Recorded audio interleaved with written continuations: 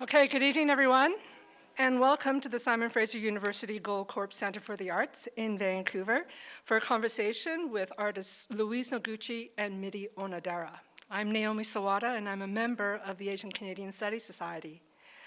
I'd like to acknowledge that we are on the unceded traditional territories of the Musqueam, Squamish, and Tsleil-Waututh nations. But I'm going to go a little bit further with the acknowledgement because we are a group of Asian Canadians and Japanese Canadians, and I want to make it more personal to this event. I'm fourth-generation Japanese Canadian. So 4 generations ago, people on both sides of my family, on my mother's sides of my family and on my father's sides of the family, would have heard something like this, not from people from Musqueam, not from people from Tsleil-Waututh or the Squamish nations, but somebody who would have been representatives of the province of British Columbia or the Canadian government.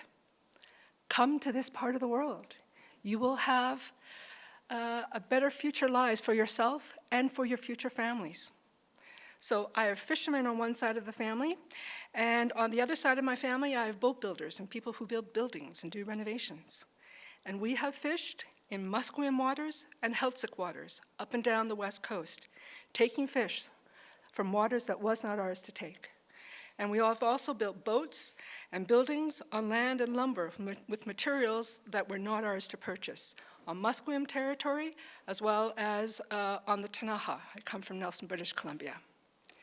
And here I am with you 4 generations later. I'm the first of my family to actually go to university, and I have benefited from 4 generations of activities on other people's territories. And yes, people of Japanese heritage have been through many things in Canada. And we recognize not only it's Japanese Canadians, but people of other backgrounds, Chinese Canadians, Italian Canadians, German Canadians, Ukrainian Canadians. Racism, Japanese Canadians have had the seizure of property as well as wealth, internment during the Second World War, and after the Second World War, families were separated and people have been displaced. I will also say that Canadians understood how to do this because the Indian Act had long been in place. Japanese Canadians experienced the far less lethal cousin of what has happened and continues to happen to First Nations, Indigenous, Inuit, and Métis peoples. So yes, Canadians have achieved redress, but I am mindful that reconciling the past with the present and the future is ongoing work in this place that we call Canada. So yesterday, I had the great pleasure of having a conversation and a meal and meeting with Louise Noguchi and Midi Onodera. And like many Japanese Canadians, we started talking immediately about our family histories and where people were interned and where people went after that. And I would say that it's a conversation that is difficult, but is also, can be hilarious because of just how ludicrous the circumstances can be. And we are all trying to sort of reckon with that and deal with that in various kinds of practices. So I would like to introduce tonight's distinguished special guests. Midi Onodera is an award-winning moving image artist who has been making films and videos for 40 years. In 2018, Midi received the Governor General's Award for Visual and Media Arts. Her work is laced with markers of her experience as a feminist, lesbian, Japanese-Canadian woman. She has produced over 25 independent shorts, ranging from 60mm film to digital video to toy camera formats. And her film, The Displaced View, in 1988, was nominated for the Best Documentary at the Gemini Awards. Skin Deep, from 1995, her theatrical feature, screened internationally at festivals including the Rotterdam International Film Festival and the Toronto International Film Festival. And since 2006, you have made over 600 video doodles, which are bite-sized 30-second to 2-minute video doodles. I'd love to hear more about that. And for the past 18 years, she presents an annual video project addressing themes of language, media, politics, and the everyday. For 40 years, Louise Noguchi has been inspired by the contradictions of identity, employing humor, shock, and subtle intellect. Noguchi's works challenge us with the themes that pose psychological questions and confronts our notions of identity, perception, and reality. She works in sculpture, the moving image, photography, text, drawing, and performance art. In Noguchi's own words, her work is a battleground of opposites, the artist as hunter and prey simultaneously. Louise's work has been exhibited in Canada and internationally, including at the Art Gallery of Ontario in Toronto, in Vancouver, the Contemporary Art Gallery and Center A, the Neue Berliner Kunstverein in Berlin, and the Embassy of Canada Prince Takamoto in the gallery in Tokyo, and the Deutsche Museum in Munich. In 2025, there will be 2 exciting solo exhibitions, one at the Art Gallery of Ontario in Toronto, and Nuit Blanche at the Japanese Canadian Cultural Centre, also in Toronto. Noguchi lives and works in Toronto and was professor in the Art and Art History program, a collaborative program between the University of Toronto, Mississauga, and Sheridan College. So this talk is part of a pilot program by the Japanese Canadian Legacy Art Talk series presented by the Asian Canadian Studies Society. And there's also 2 more events that are attached to this. Excuse me. Tomorrow, Louise will be working with 6 younger Japanese Canadian artists. And also, there will be a written response led by a group of Japanese Canadian writers, and it's a collective. The event is also presented in conjunction with Heart of the City Festival and Simon Fraser University, the Faculty of Communication, Art, and Technology. And we gratefully acknowledge the support and financial assistance from the City of Vancouver's Communities and Artists Shifting Cultures Grant, the David Lamb Center, the SFU Vancity Office of Community Engagement, with special thanks to Julia Aoki and her awesome team of people. So over to you, Midi and Louise.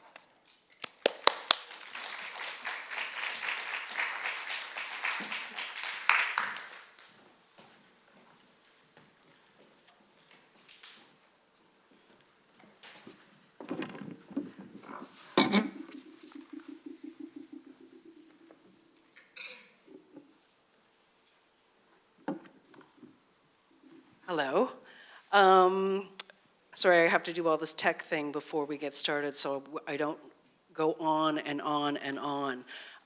First of all, I just want to thank I want to thank Kirsten McAllister, Naomi Sawada, and Cindy Mochizuki. I have been working with these women for the past few months organizing this event. And it's been an absolute pleasure working with them, having these incredible Zoom meetings, talking about issues, hashing it out.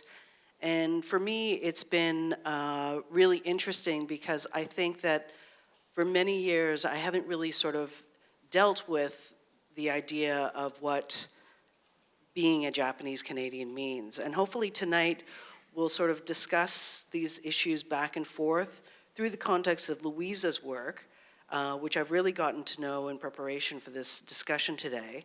And I think that there's hopefully going to be some interesting things that come up.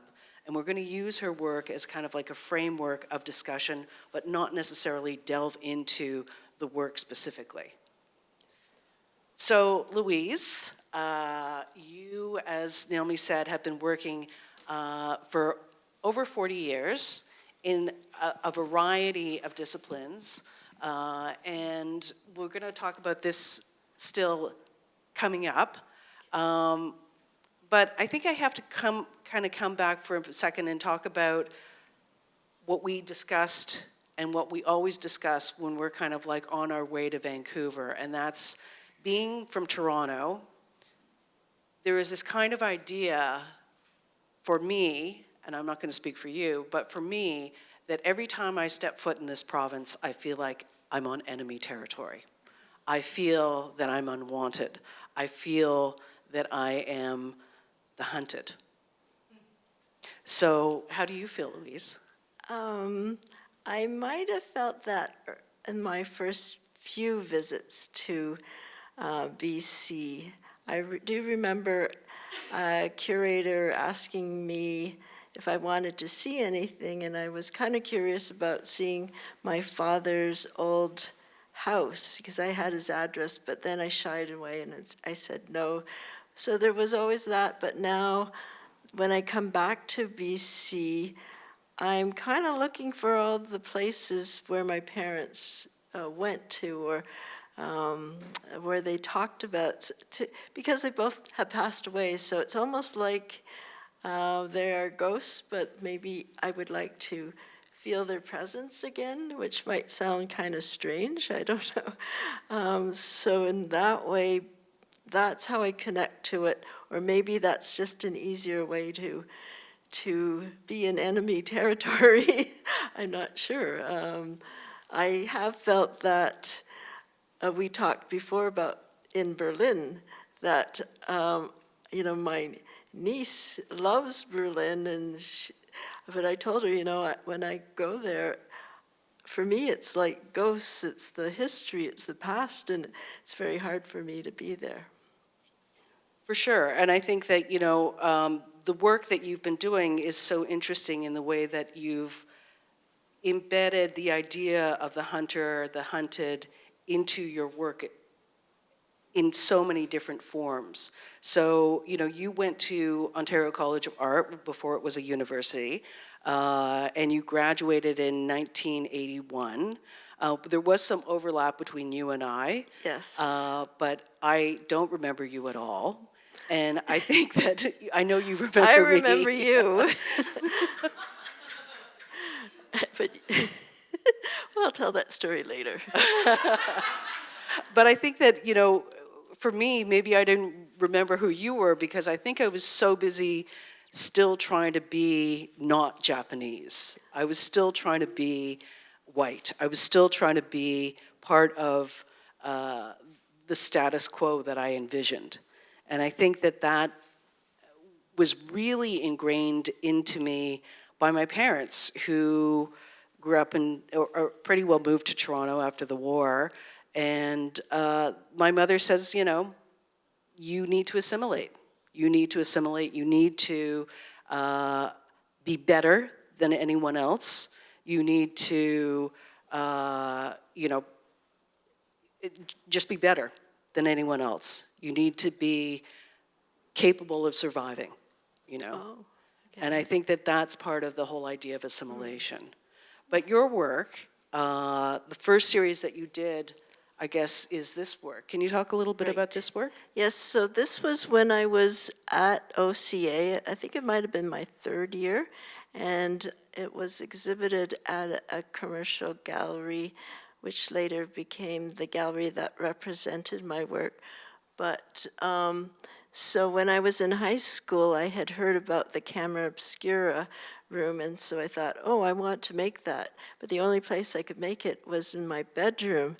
So I blacked out the windows and left maybe a quarter or a loonie size hole, and so I could see everything upside down and backwards. So I was watching the world that way, and for me, this is a very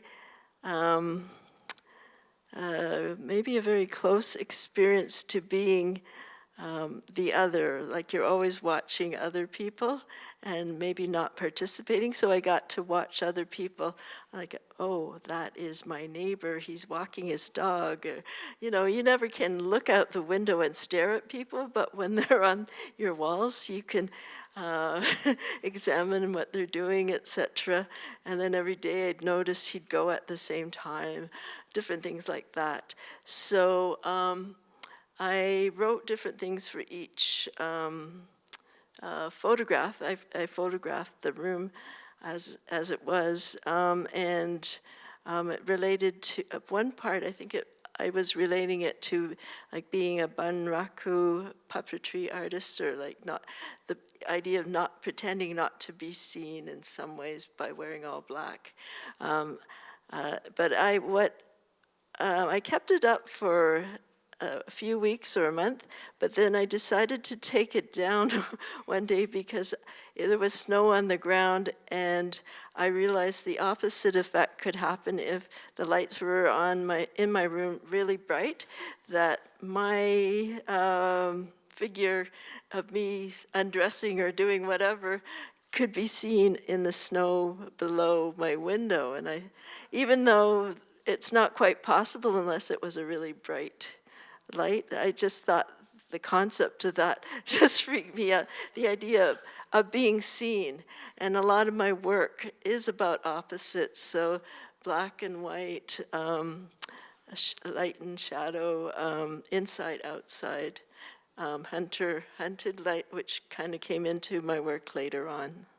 Well, in the series that you are, I guess, sort of your premiere at Carmen La Manna in 1982, you started off with this series that was more about the hunted, right? I'm sorry, I'm going through this fairly fast to get to this slide here. So this series is really, I think, when you started thinking about those notions, right? About the hunter and the hunted. Can you talk a little bit about that? Yes, so this show I knew I was going to have in a year after I graduated. So I was in a couple of group shows, and you know how artists are, it's like, I don't like her, that kind of response. So it's like, I was frightened. I thought, what am I going to do? I have to have a whole show that comes together cohesively, and what is my artwork about? I don't know. I just came out of art school, so I had to think about what is an artist and who am I as an artist, because they don't, well, in those days you didn't really think about what art was. You just got taught what art was, but not really thinking about it. So I started to have all these dreams, and this bowl here has maybe, I don't know, 50 pounds of blood in it, animal's blood, and there's another piece that has blood. So a lot of the dreams had blood in it, and this was kind of a daydream where I was eating porridge, and it looked like there was blood in it. And the dreams that I had were about animals killing each other and having too much food to eat. So, so in this bowl piece, when you look in it, it kind of makes you dizzy because it circles around and you feel like you're falling into it. I'm sure I was inspired by Merit Oppenheim with her fur bowl or teapot. I look at it now and I think that. But the other thing that was happening at the same time was redress, and I kind of dealt with that more in my second show.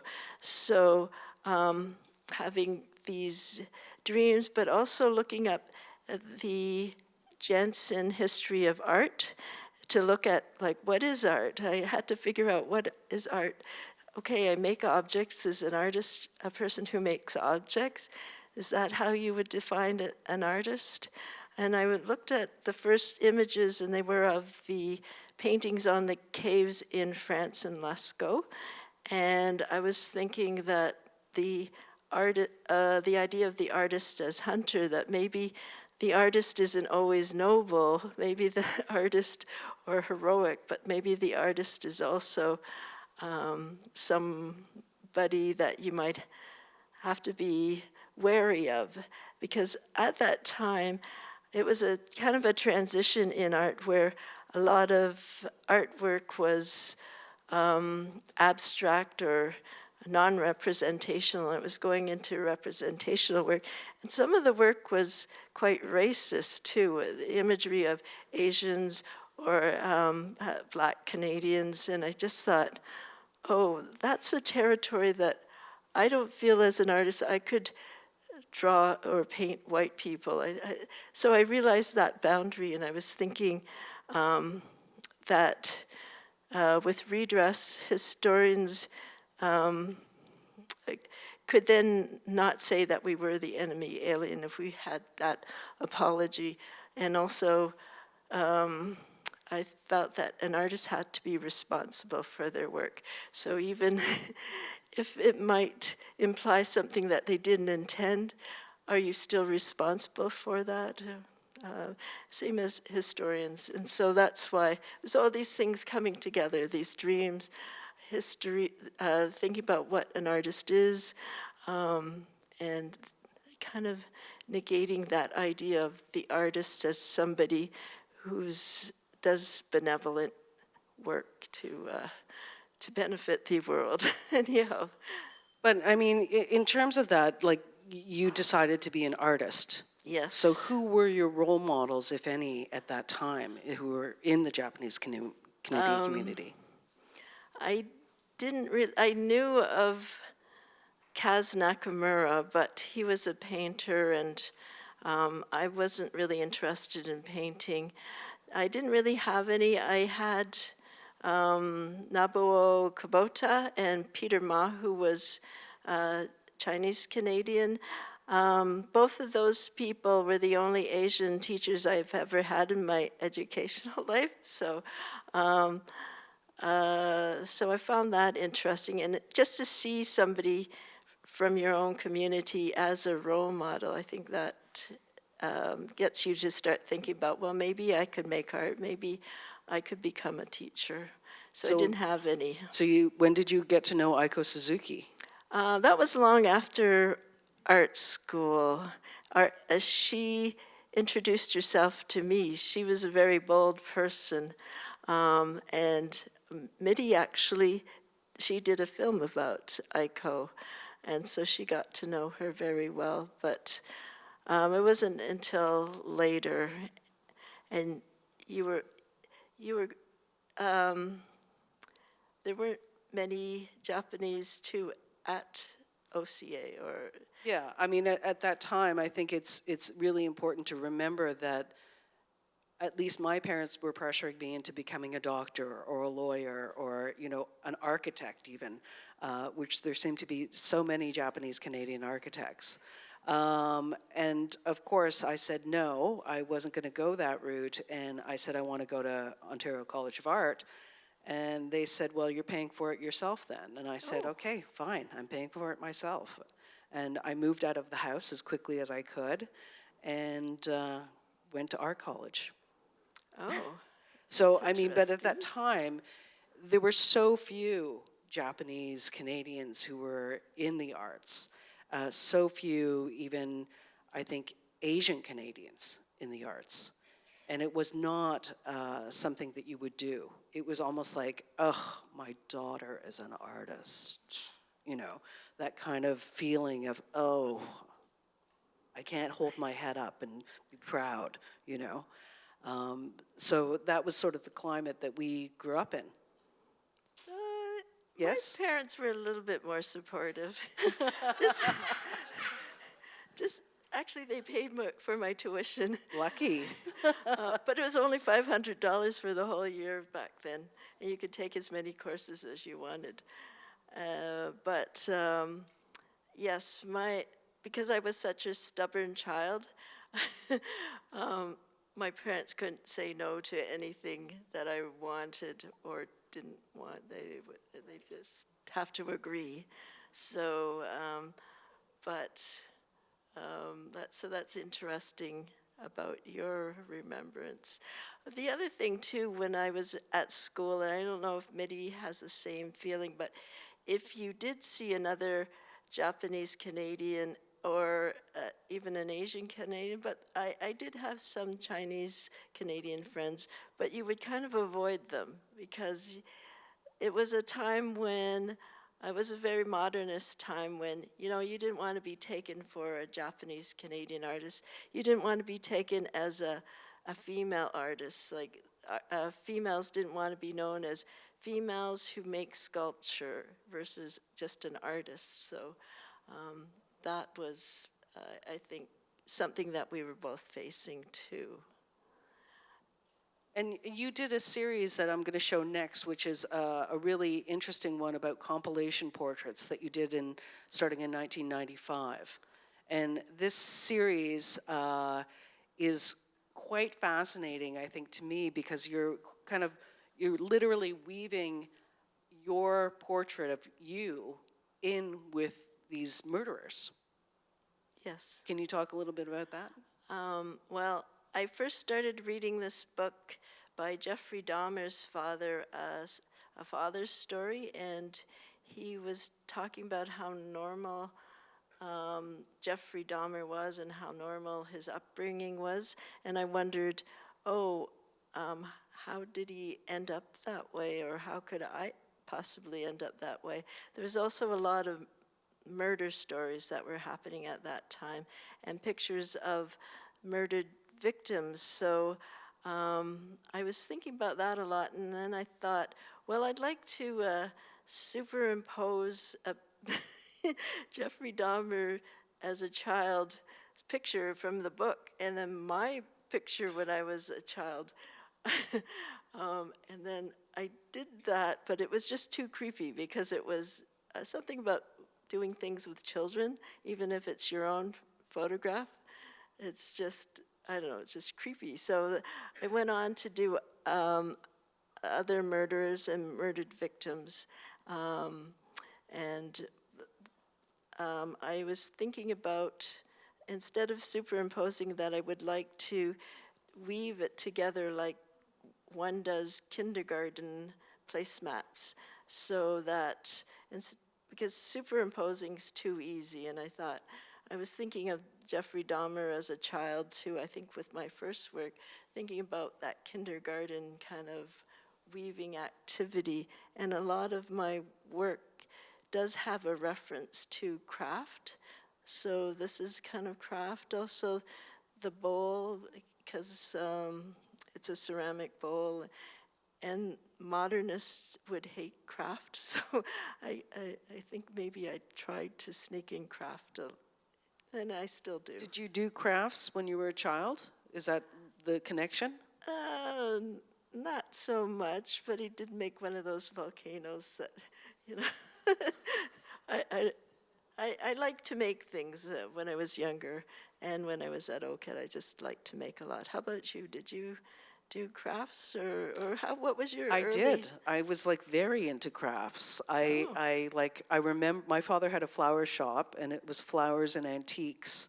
And I was just sort of getting into painting, so I used to paint these little watercolors with a little bear hanging onto a red balloon floating up into the sky. And then I used to work for my father on the weekends. And I remember selling this painting to this woman. And it was like, I didn't, of course, say that I had done it. I was just like, oh, very nice, you know, blah, blah, blah. And I used to sell little egg mice. I used to like make little mice out of eggs. I used to be really into Rocky Horror Picture Show. And I made the Frankenfurter lips, and I'd sell them on Yonge Street when I was like 13 Really? or 14. Yes, now I have to tell you my Midi Onodera story of seeing her at OCA, which I told her, but she didn't blink when I told her this story. Because, so I saw her, and again, you know, I wouldn't go up to Midi and say, hey, you're Japanese Canadian, so am I. We should talk. We would never do that. But she was a couple of years younger than me. So I saw her lying on her stomach with her hands kind of on her cheeks. And she was talking away to Nabi Kubota. This was it was kind of the cafeteria area, but it was carpeted and the seats were carpeted. And she was having a lively conversation with him, and I thought, oh, gee, I wish I could have that kind of a relationship with Nabi. And also her hair was like quite crazy, and I thought, she's a really different Japanese Canadian, even though I didn't know what your name was, but I knew that you were Japanese Canadian. And I thought, oh, but I still never introduced myself to you. And then I would follow, you know, what you were doing later on in your career, because I noticed things like, oh, I think there was something in LA, or a film screening, I think in California, different things. I thought, oh, that's what Midi went on to do, not the balloon things with the bear. And that was only once, and that was like a definite sale, you know. Yeah, so that's my story of remembering Midi, or maybe one of my only Japanese Canadian fellow students. But it's true, you know, like we didn't speak. You know, Louise might have seen me, but we didn't speak. And that was definitely, I think, a defense mechanism, at least for me. You know, it was like I felt more comfortable in a C being one of than being one of many. You know what I mean? Right. Yes, in the modernist era. Um, we were supposed to be all unique, right? So not being of any ethnicity in some ways in our minds, not being female, so not being someone such as myself growing up in the suburbs. It's better to say, I think, that you left home and paid your tuition than saying you stayed at home with your parents and they paid your tuition. And they even purchased subscriptions to Art in America for you. Anyhow. Right. This series that we're on now is sort of like the beginning of a series that you did again in the late '90s, and it sort of was the. I hope that you can kind of see that there is this through line with Louise's work in terms of this hunter progression, and the way that you're dealing with it in this series is so fascinating because it's dealing with Western tropes, of course, and you're dealing, I think, a lot with the idea of masculinity as well, but it's also elements of race are embedded in that. And we talked, I think it was today, about the idea of representation and how we both use ourselves in our work. And automatically, because of that, we were already talking about race, gender, and sexuality in my case. You know, so it's like the representation is embedded because of who we are. It's visible because of who we are, you know, inside our work. Even though we may not want others to interpret it being about our identity, the audience always will. So, yes. And then can you talk a little bit more about this series? Okay, so this piece, I guess I should start with the whole series. It's called The Language of the Rope. So when I went to grad school, when I was 40, my teachers said not to do anything that I was currently working on because I had another series that I was working on. They wanted me to start fresh. So I thought, okay, what am I going to do?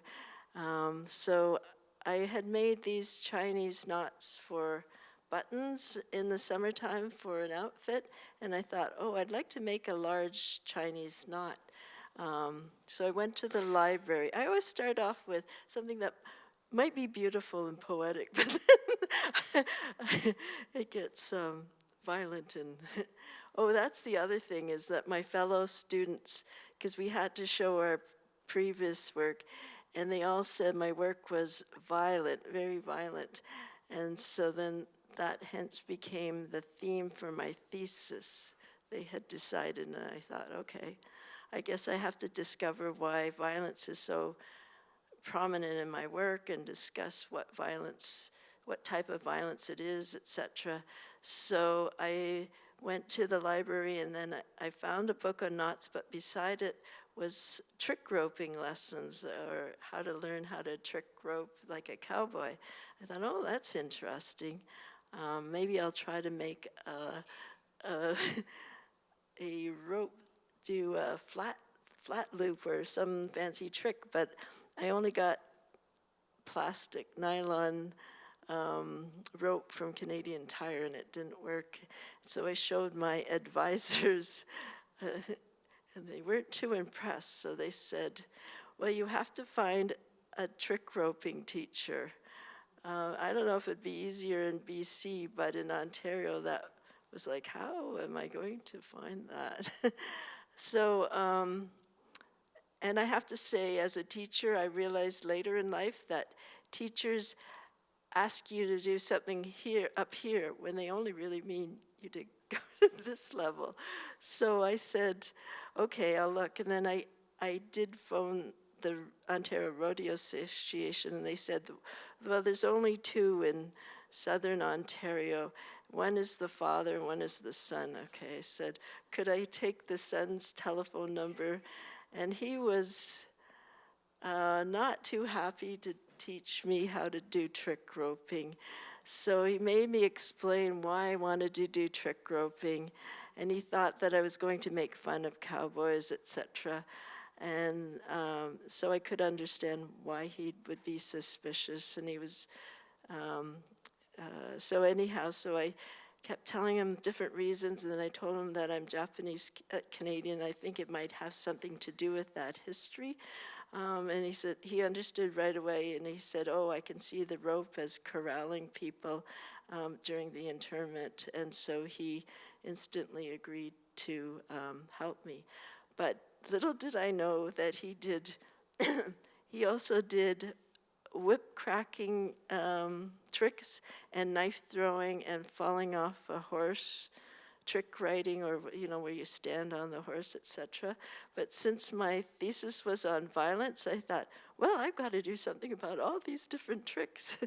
And the idea of tricks for me too was a bit like a skill or a craft. So I found it all attractive to do that kind of work. It fit in with the hunter and hunted craft identity as well. And we have an excerpt of a video that we'll show.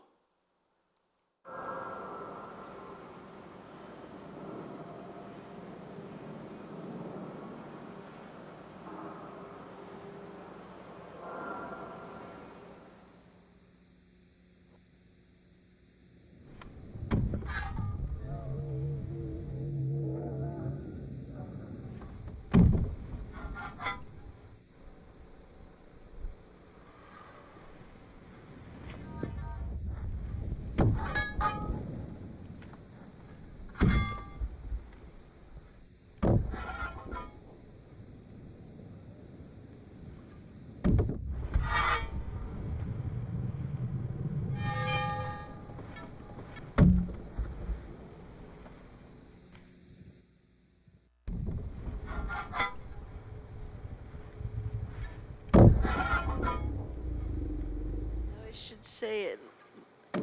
I'm kind of laughing because I'm not even thinking of the knives because I'm being upside down, and it just, I'm thinking about that sensation more than the knives hitting the board. But one thing that my instructor didn't like about these videos was that it was in slow motion, and part of the trick is to go, to do them as fast as you can. So he didn't like it being slowed down. But as an artist, you like things to be slowed down, and you like the sound, etc. So when you were doing this piece, do you remember, were you afraid? Were you? I was only afraid. Well, I thought my teachers would say, no, you can't do a knife throwing thing. But they said, okay. I kind of thought, well, maybe that would be a way of getting out of doing this knife throwing thing. My one teacher said, oh, and I'll film it. So actually, Makiko and Randy, I think, know that teacher. But the one thing, he was very into Canadian history. And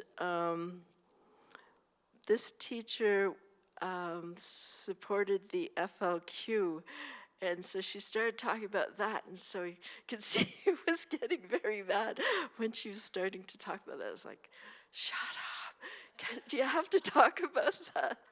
But anyhow, that was when I got scared, I didn't want. He also said that he told me that I can't be nervous because it kind of influences him with his knife throwing, and then I started getting nervous because I didn't want him to get mad. And yes, she didn't seem to know the limits of what she was talking about, which, she is a bold person. Right, but I mean, it's kind of interesting because, again, you're putting yourself in the position of, vulnerability and being exposed like that. So, on one hand, you are there in your earlier work, surveying people with your camera obscura in your bedroom in suburbia, and like here you are, like having knives thrown at you, you know. So it's like a really interesting position that you're taking throughout your whole path. Yes, now I can ask you a question, because I think what you did as a young artist was maybe even more risk-taking, coming out and doing work about your sexual orientation. So I know you probably don't want to talk about that, but I think that is even more of a risk. I don't know, for me, then I would be revealing something about myself. Here, it's just, okay, I might lose a limb, but I'd rather lose a limb than all the consequences of. Yeah, I mean, being gay or lesbian or, you know, and trans was a whole other thing altogether back then. I mean, but that was definitely putting yourself in as a target, I think. And I did not do it consciously. Oh, okay. The film that you're referring to, 10 Cents a Dance Parallax, that was done in 1986, and I was in it playing this lesbian character, and it was only because I couldn't find anyone else who would do it. So I didn't think of myself as exposing me, but I thought of myself as an actor within this context. Which made it easier for. Yeah, but I didn't realize about, like we were talking about, how the audience reads certain things about you because you were in the work. I didn't realize that people would see me. You know, I don't know why. It never occurred to me until the film premiered in Toronto at the Toronto International Film Festival. And I was out to my parents, but just barely. And it was shown in 2 screenings. And the first screening I did not tell them about. That was the world premiere. And the second screening I did invite them to, but I was so, I don't know, so upset and so sort of wrought that I sent my girlfriend instead.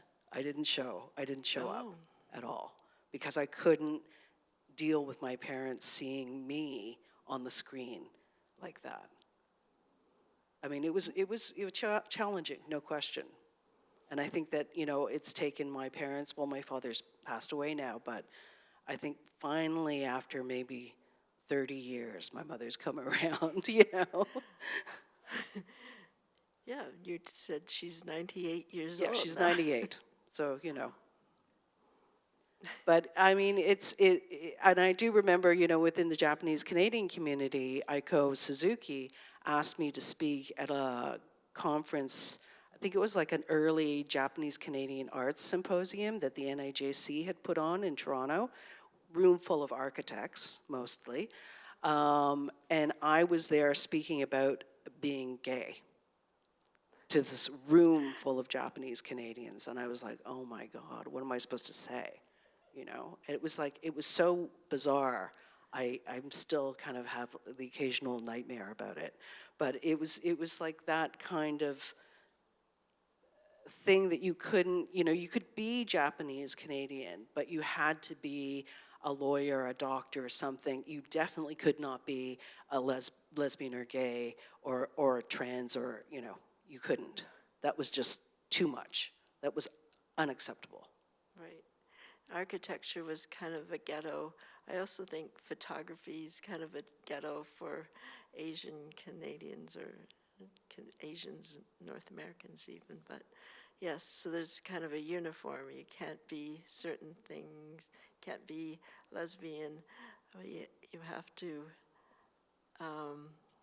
in order to get work, I suppose, too. Yeah, I guess in order to be accepted. To be accepted, right? You know. Into that community of architects or. That's interesting. Oh. Let's see another clip from this series.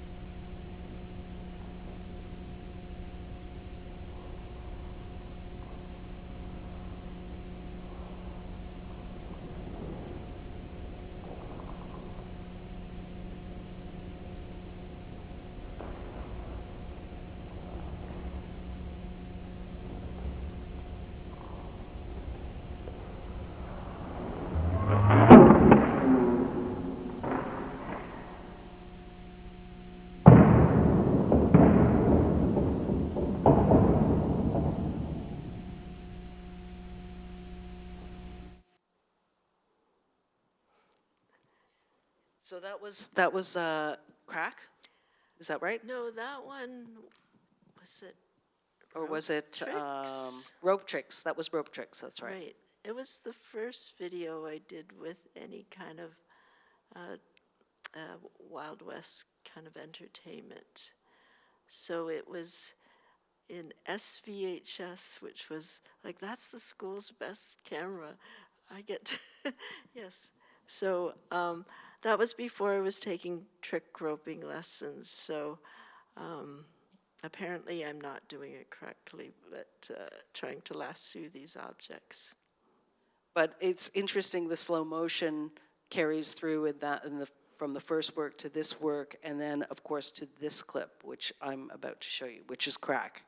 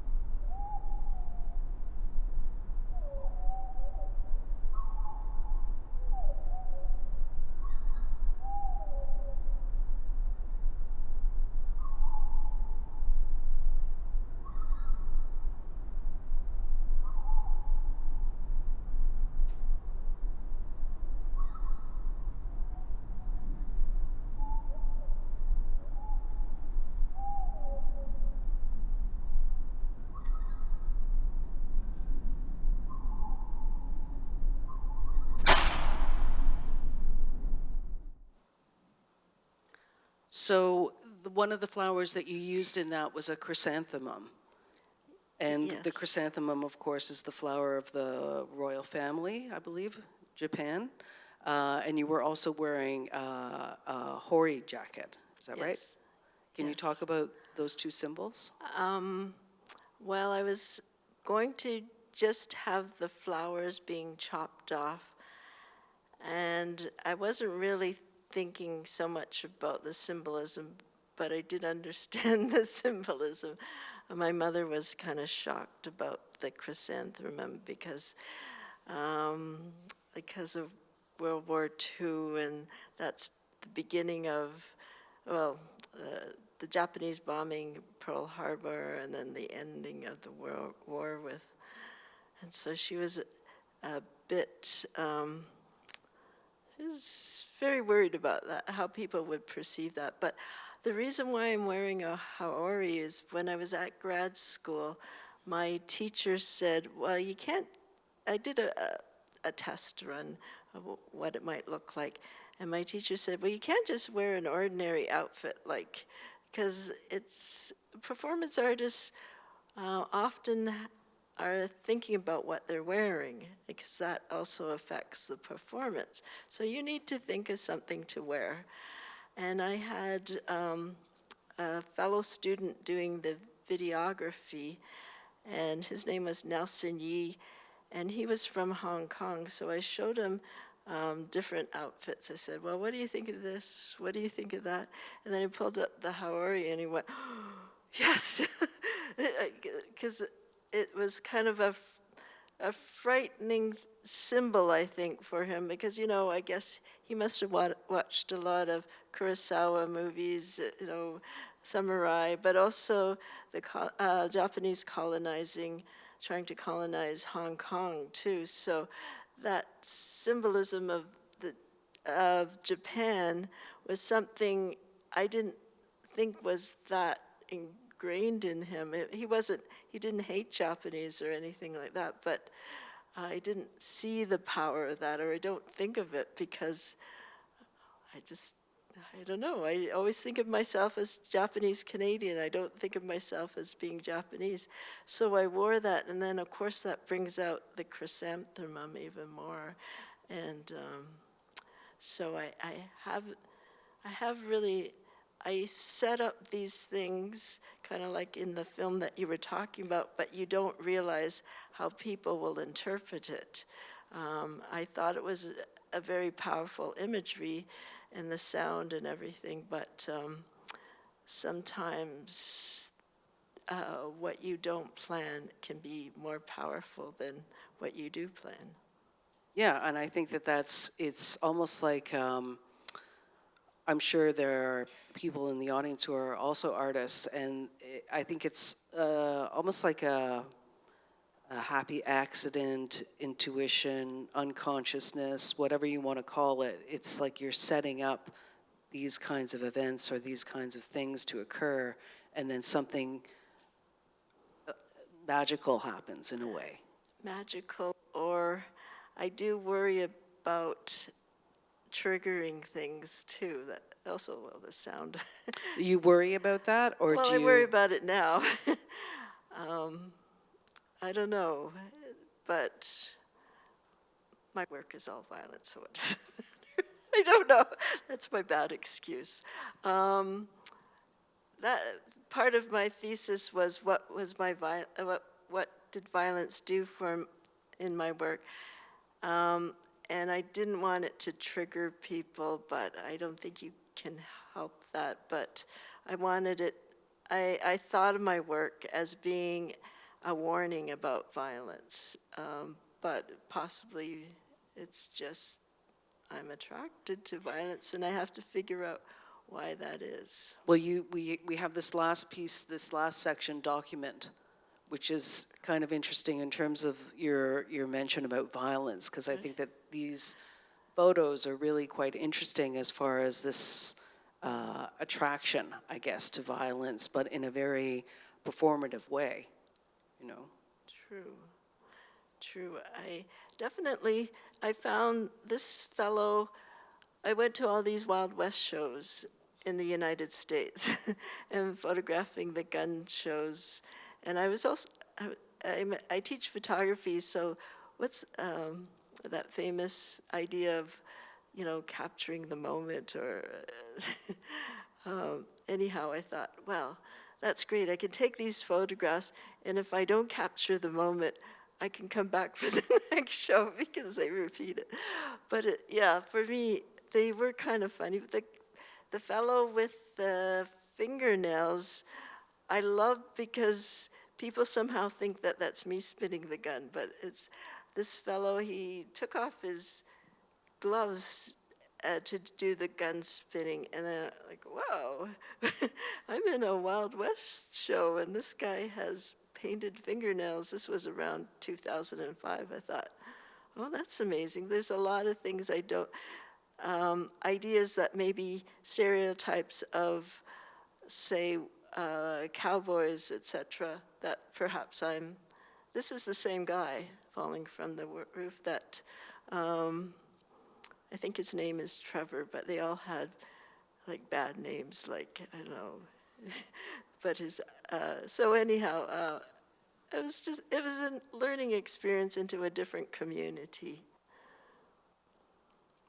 Yeah.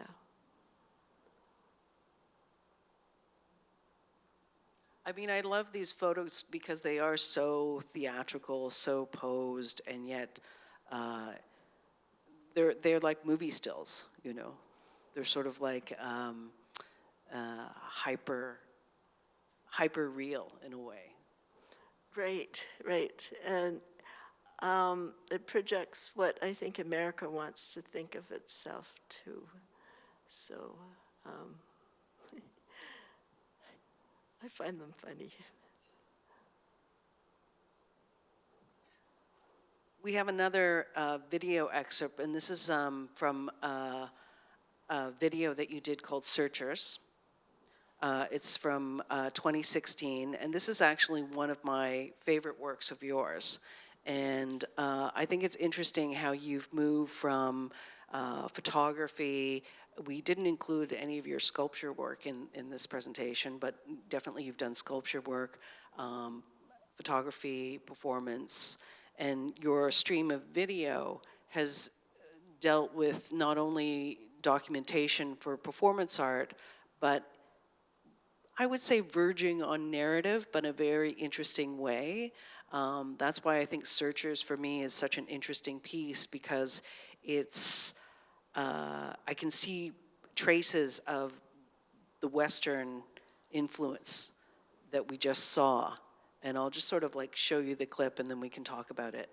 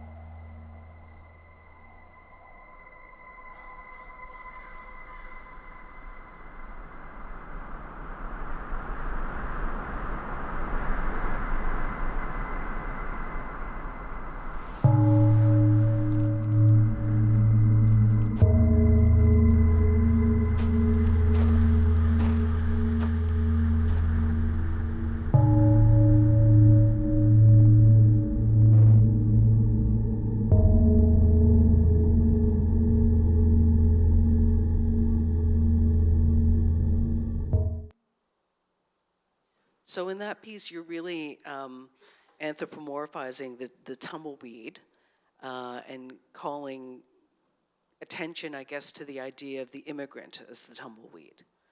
And I think that that's really fascinating, not only because of your Western references earlier, but also that the tumbleweed itself, as a plant, is an invasive species.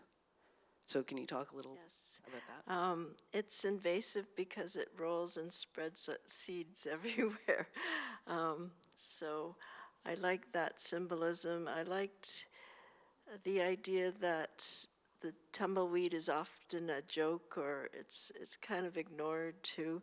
I think when the video was finished, it became more about the immigrant. I think I was first thinking about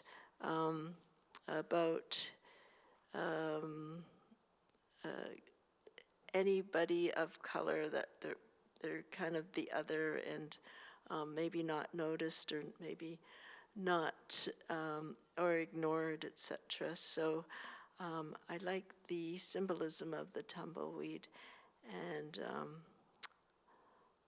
yeah. So, and also I should mention again, I still live in the suburbs, but not with my parents. And in Toronto, for the longest time, the thought of living in the suburbs as an artist you're not an artist, and so so I thought, okay, Tumbleweed could go through the suburbs and and go through different areas, and also a lot of people. This is more earlier on. Thought that all the immigrants live in the suburbs, and the immigrants are buying up the land and the farming fields, and so I just thought, okay, and then I thought, oh, it should be in the snow because that's so Canadian. So, yeah. So, but it does really resonate with the idea of the immigrant, and I think being the other, even though you might be Sansei, Yonsei, Gosei, you're still seen as an immigrant often. So, so people are always identifying you through your appearance, being female, being Asian. So, so I don't know if I always tend to feel that I am the like an immigrant, I suppose. But so I guess I identify with that. And So, I mean, it's sort of interesting now. We're almost at the end of the presentation, and I'm just going to show you a few slides of that are stills from a film that you did called The Return. And this was done with your niece, I believe. And I was just sort of thinking about how your work has come from this position of, you know, the earlier hunter, what is an artist, you know, surveillance, all of these kinds of things that are running through your work, to a point now where you seem to be embracing more Japanese Canadianness, you know, and it sort of reminds me of Paul Wong's work in the way that Paul started off, you know, really talking a lot about his sexual identity, and now, you know, over the years, he's really embraced his Chinese side in a lot of ways. So I'm wondering, like, if you can just talk a little bit about that trajectory. yes, I still see it's easier for me to think of myself as being Japanese Canadian and just circling that history than thinking about Japan, or for me it was so difficult to think about that. But these imagery, it was based on a film that I wanted to make, and Cindy Mochizuki was helping me, but I had to stop the progression of this idea. So it's about these two ghosts. I guess I don't quite connect to being Japanese, but being Japanese Canadian. So they're wearing the kimono and haori to kind of represent the past. So, and it's only a short, this one is kind of truncated into a film that was supposed to be a half an hour to one that's like 3 minutes. So we are looking through the forest and we're saying, oh, look at how beautiful this is. We're going back to wherever we might have been before internment. And then because we're looking for something, because I had read a lot of Japanese having buried items in their property, only hoping to come back to dig them up. So we dig it up, and then my niece, you don't see what it is, but my niece carries it away, and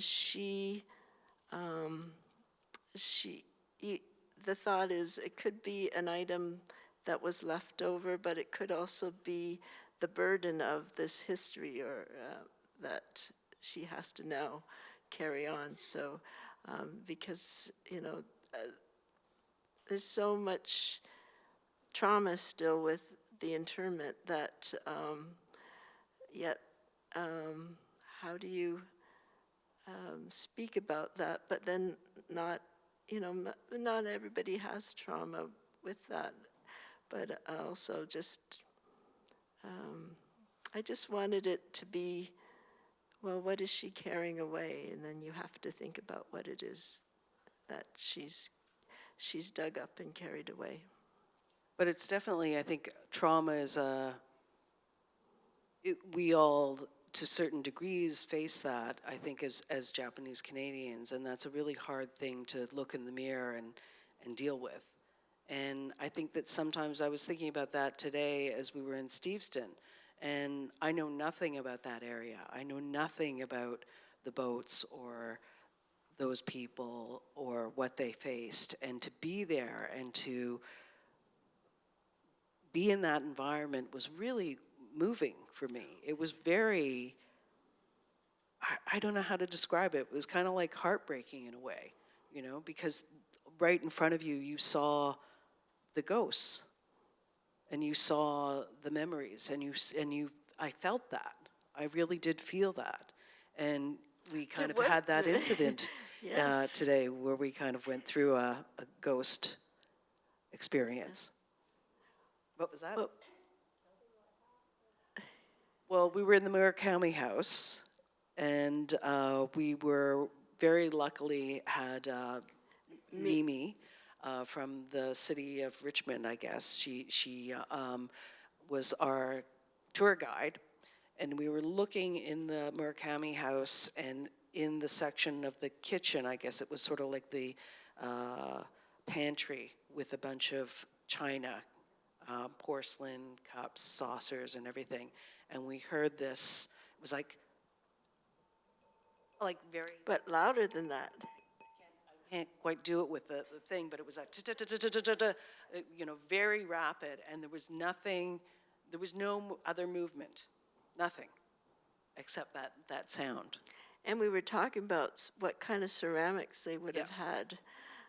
And we thought that they wouldn't have that kind of ceramics that we were looking on the table, but this came from the china cabinet. It was like very rhythmic. It was like very deliberate. So we're all, and then Mimi, who said, you know, she didn't believe in anything like this, she just said, "Oh my God, I just got chills," you know, and she just kind of like. I wanted to out of leave. You wanted to leave? But yeah, it took me a while. I thought, okay, everybody's staying here. I don't know. Did you want to leave? I didn't want to leave. Oh yeah, you Yes, checked it out. yeah, we made Kirsten go check it out. But it's interesting because, you know, these moments, I think, we're at a point now where we're old, you know, and so what do we do for the next generation to remember? How do we pass on what we know without the trauma, maybe, without all the pain, but also the pain is part of the memory, you know, so you have to have that pain, but also the happiness as well. So your next project is, of course, called The Shape of Loss, and maybe you could talk a little bit about that, and then we'll have questions. Yes. This is for Nuit Blanche next year, where we'll have descendants of some of the boat owners whose boats were confiscated during World War II. They will announce the boat name, the owner, the size of the boat, the type of boat, and then people will draw the actual size boats. Some of the boats are like 62 or 64 feet long by like 14 feet high. Those are the biggest ones. Luckily there aren't too many of those, and so there will be a number of people drawing the hulls, because the only information we have are Kishizo Kimura's ledger, and so I'm following the what he's laid out, or what these people who had to measure the boats have put in each document. So, yeah. And I asked Midi to be one of the drawers. I'm not sure if she said yes at one point, but and she said, I asked her again and I showed her the drawing, because I'm not a great drawer. So she says, well, that's the kind of drawing you want, that I think I could do that. But you know, I don't know how the drawing's going to look, and this isn't 1,331 boats, so so we'll see. And I don't want to draw over the same line, so it won't. Each line will be unique that you can see, and yeah, so that's what I'm hoping. I don't know if, am I exercising the ghosts? I don't know. Is that what we do in our I work? think in some ways we try and exercise ghosts. You know, whether they're ghosts of our own or ghosts of someone else, I don't know, you know, or ghosts of our imagination. Right, right. But thank you, Louise. Thank you. Midi. Thank you very much. Thank you, everybody.